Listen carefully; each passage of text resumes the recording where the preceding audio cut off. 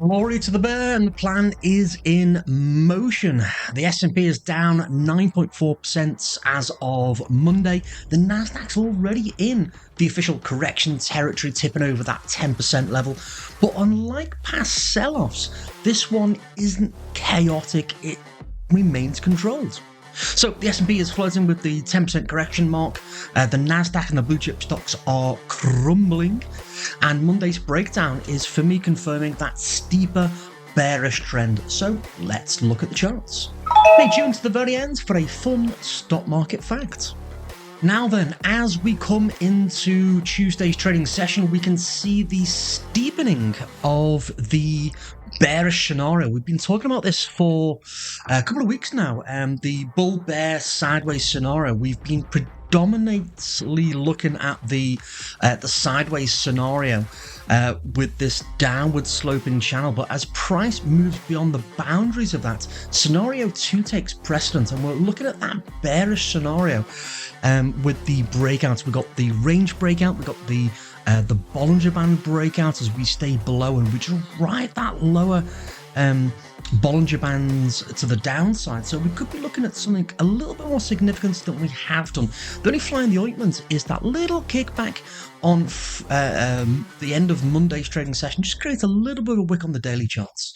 Now, looking at the daily charts at the top left, we can see that that rally may have been caused by profit taking as we come down to the original range breakout at 55.60, but as price evolves, these patterns become named something different, and we can look at this as an expanding triangle, this volatility pattern. We're as of Monday below that boundary level, so this gives us a new breakout target down towards 52.55, and we're just again reacting off the original targets again, maybe caused by, or maybe the response to reaching the target on Monday's trade. Sorry, I'm tripping over my words there, my apologies. But then we could see price push down to that 52.55 level, so that could be quite interesting to see if we get there. For the moment though, price on ADD, or the ADD reading rather, is at the bearish extreme. We've got the overnight futures just pushing higher about 20-30 points, so that could give us the gap higher on ADD to give us a little bit more bearish potential to the downside and start to see that follow through movements.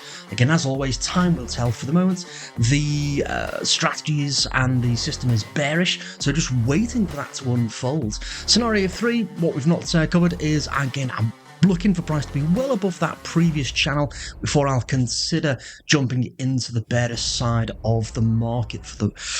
Again, just waiting for price to essentially unfold and give me a clue to which way this is really going in this very slow, lazy, bearish sell-off. So here's a fun stock market fact.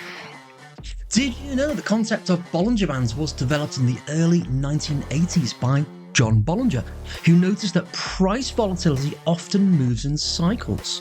Now, Bollinger is innovating traders to visualize when markets are overbought or oversold, or at extremes, as I like to say.